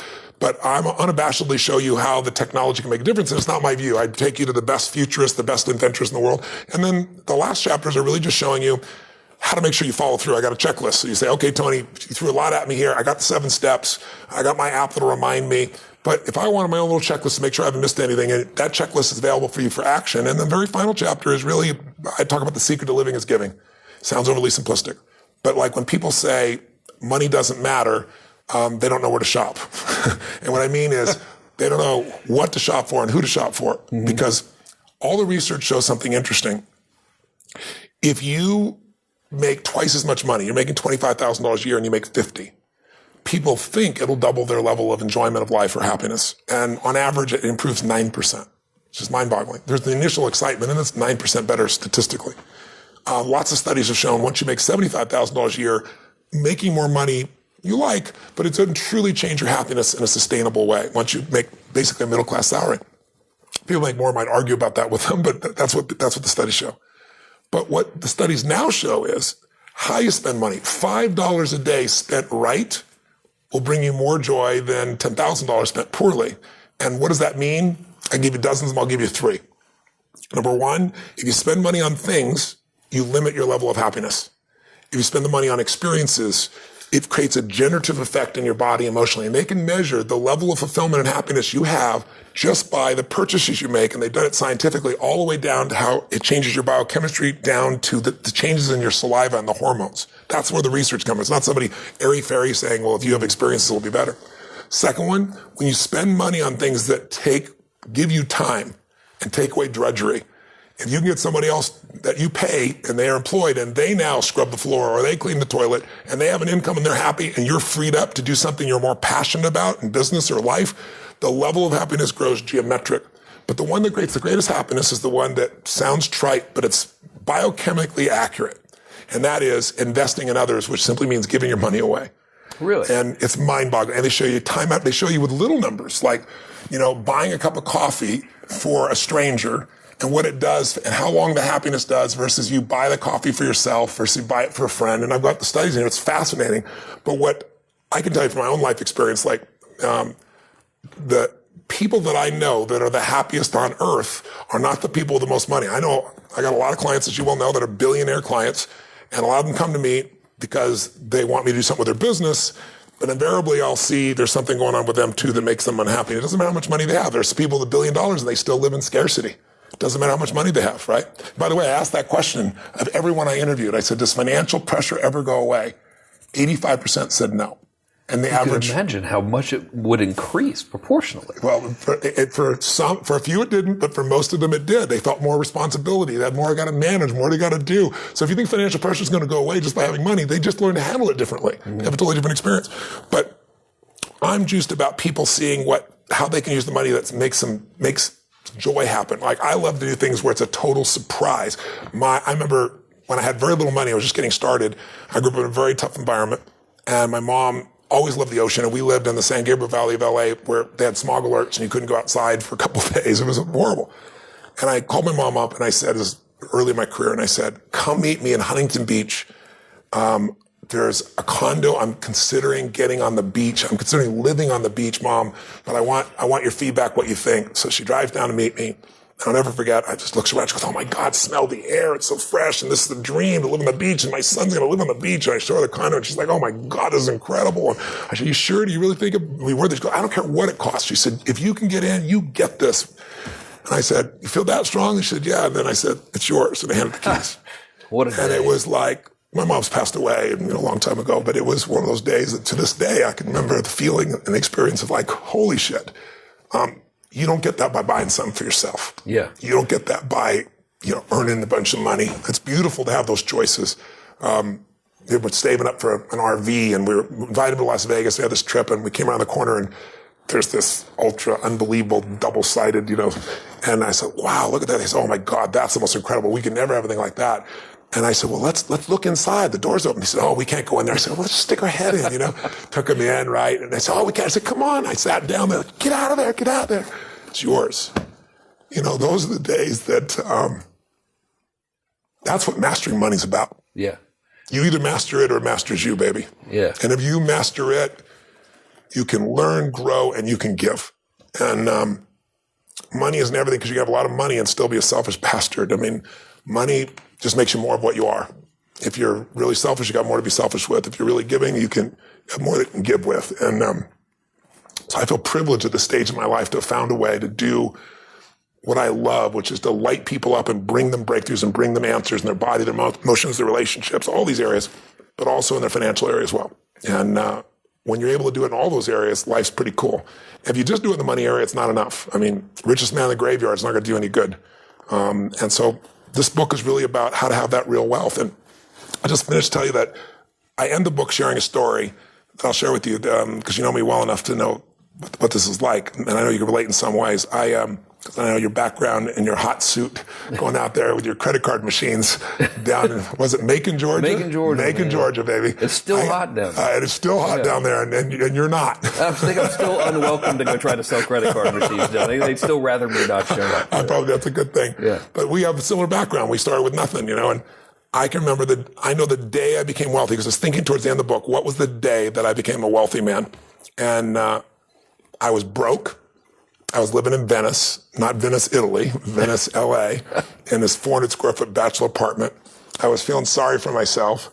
I was mad at the world. I was mad at a friend of mine that I loaned, $1,000 to, and he didn't pay me back, and he wouldn't return my phone calls because I was broke. I mean, I was down to, $23, $24, something like that, some change. No prospects. I'm like, how am I going to eat? How am I going to survive? I'm going to pay my rent. I was already behind my rent by 30 days. And when I was 17, my mom kicked my dad out. He went back east and kicked me out. And I survived by scrapping up enough money each day and then going to the smorgasbord and loading up for the winter, just eating all I could to make it last a day or two. And I thought, okay, that's what I'm going to do. And I walked because I didn't want to take my car into the gas or pay for parking. Didn't have that kind of money. And I walked 3 or 4 miles from Venice to this place in Marina del Rey. It's still there. And it's called El Chorrito. It's this little Mexican restaurant that's on the water where all the, the amazing yachts are. And I thought, I'm going to go there and I'm going to absorb this abundance environment because I'm so scarce. And I'm going to eat all I can possibly eat, for $5.95 of this tacos and salad. Incredibly and all this stuff. healthy, energizing. Of course, totally energizing. Like something I go have a good sleep afterwards and forget all this, right? And I went in, I loaded up for winter, and I ate all the stuff, and I'm looking out there, and it was a beautiful day, and it was gorgeous. And so I got up to go pay, and as I got to go pay, in the front door walks this little boy, probably 8 years old, and 7, 8 years old.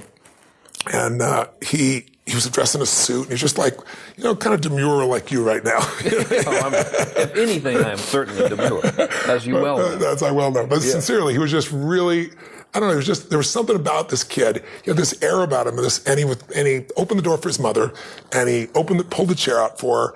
And I don't know, something about it just struck me emotionally very deeply.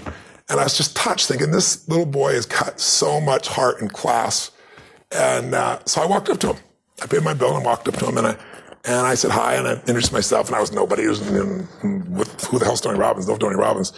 And he says, who is this gigantic? Yeah, that's what he's really thinking is not there. And I said, I just want to tell you, I watched you for the last few minutes. I said, I watched you open the door for your lady. I saw you pull out the chair. I saw the way you looking in her eyes and giving her full attention. I said, you are a class act. And he looked at me and I said, and taking her lunch, that's awesome. He goes, well, she's my mom. And I said, that's even more cool. And he said, well, I'm not taking a lunch because I don't have a job yet. I'm 8, and I said, and I looked at him, I said, yes, you are. And I didn't have any plan. I just reached in my pocket, took all the money I had in the world. It was like $19 and some change, whatever was left after that. And I just sat down in front of him in front of the table. And he looked up at me. His eyes got big as garbage can covers. He goes, what's that? And he smiled. I said, that's yours. He goes, I can't take that. And I said, yes, you can. He said, how come? I said, because I'm bigger than you are. And then I didn't say another word. Every time. I didn't say another word. I just turned. I didn't even look at his mom. I wasn't doing it for attention. And I walked out that door. And I didn't walk out that door. I flew out of that door, man. I had no car. I'm walking home, I just felt like so alive. I felt so free. And I should have been scared shitless. I got no money. I don't know where I'm going to feed myself. You gave away last minute. There wasn't an ounce of fear in me. It was like in that moment, scarcity died. It just died. It was out of my life. And I went home that night, and I have no clue what I was going to do. But I was like excited and inspired, and I started writing out this plan. And I thought, well, people fast all the time. I can fast for 4 or 5 days. It's probably good for me. Meal. I can eat it after that meal. And I got this little plan in my head, and I'm going to work it out. And I woke up the next morning, and I had no fear in me, and I'm going to go work my plan. And the old snail mail arrived, and there I get this old envelope in the old days, right? Tear the thing open, and it's a check from the guy who wouldn't even return my phone call for more than $1,000. He threw some interest in, and $1,200 in those days would cover my butt for 2 weeks to a month, right? It was like, and I started to cry, and I'll never forget. I was thinking to myself, what does this mean? And I decided that meant that I was being rewarded for doing what's right, by not operating out of scarcity and fear. It was spontaneous. It was authentic. It felt right. And I did what felt right. And I was rewarded. And I believed in my mind. I still believe to this day. It may not be true, but that was grace. And, so from that day forward, it was just like, just do more, give more, share more, create more. And what you need will be there. It's like air. You don't stop to think about when you take a breath whether it'll be there or not. It's always going to be there. Yeah. You just got to do your part. So I'm emotional about it because even though it's been decades and decades since that day. Well, look what the guiding principle has created. And that's why I say I look at my life today and the millions of people I've had a chance to serve and be a part of and who my friends are and the life I get to live my life with today. It's just the rewards, the karma, if you would, corny as it may sound. And so, for me today, just recently, I was thinking about it. It's probably why I'm so emotional. I was thinking about where this journey began for me, my desire to serve. Every day before I get on stage, I do this thing to whip myself into a peak state, and then my last words are, "Use me, Lord." That's my prayer. And every day my goal is to be a blessing in people's lives. And I've written a book that when I was done, I'm probably feeling that too. It's a 4-year journey. It's the best of what I found on the face of the earth. And I know anybody picks it up who's sincere and just even applies a small portion of it, their life will be altered, and it'll be altered for the better. And that karma continues. And I also know part of this is, up front. I'm not waiting for a book to sell. I didn't do some feeding promotion. I wrote a check for 55 million people to be fed, which, since I couldn't even feed myself back then, feels pretty unbelievable. And I know I've done my part. I also know grace has been a part of that. And for that, I'm grateful. Well, we're all grateful for you. Speaking of that. Yes. A lot of people are going to see this. Yes. And if you remember the one that we did last time. Yes. I got letters from it. You got letters from it. And there would be that one person. They say, I watched the video when I was in this condition, and then you said that one thing. Yeah. And then I applied it. Yeah. And things turned around for me. And I'm wondering if you could think about who that person is and tell them that one thing right now, what would it be? It's a great question. There's so much to pull from. But at my core, my mom wanted me to be a truck driver because that would mean I would make $24,000 a year if I went to Truck Masters. And that would be twice what my father made. And she thought that would happen. But something inside of me said, I don't want to drive a truck. There's something else that matters more to me. And I decided I was not going to go for money instead of passion. And the rewards have been pretty amazingly better than being a truck driver. It's not bad being a truck driver. It's just not what I was after. And I look back, and one of the things that helped me was my original teacher, Jim Rohn, who was a personal development speaker I went to hear when I was 17. He said something the first time I heard him, and he said, it's really simple.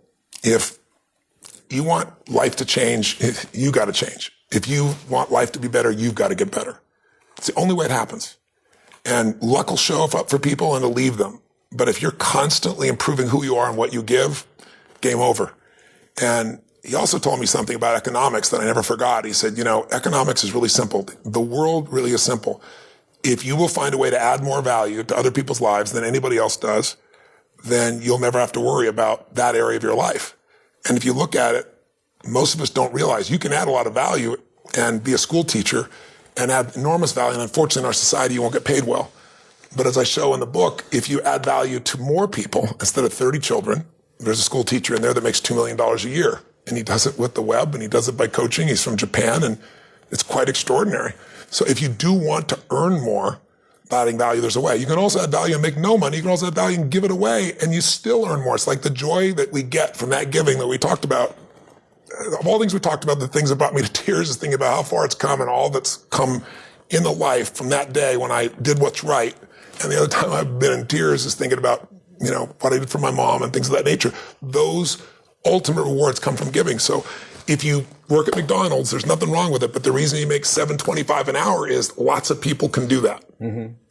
If you're David Tepper, last year, he made $3.5 billion. I'm not saying that should be aspirational for you, but it's because he found a way to do something nobody else did last year, which is get a 42% return. Find a way to add more value. If you can figure out what you're most passionate about, find a way to do it in a way that adds more value to more people, then economics will never be a question for you. But more important, you'll be wealthy because you'll know that you're a giver, not a taker in this world. And I think putting ourselves in that position is maybe the greatest gift we can give ourselves and everybody else. Well, I think you've certainly given a lot with this book. I mean, it's a hell of a thing. Curls. 4 years. Yeah, it's 4 years of my life. And I mean, I've kind of been along for the journey. What's going on? I'm writing this book. I'm on page 7. It has taken me forever to get to page 7. Then a year later, and it's about 100 pages in, 3,000 hours. So, guys, read it.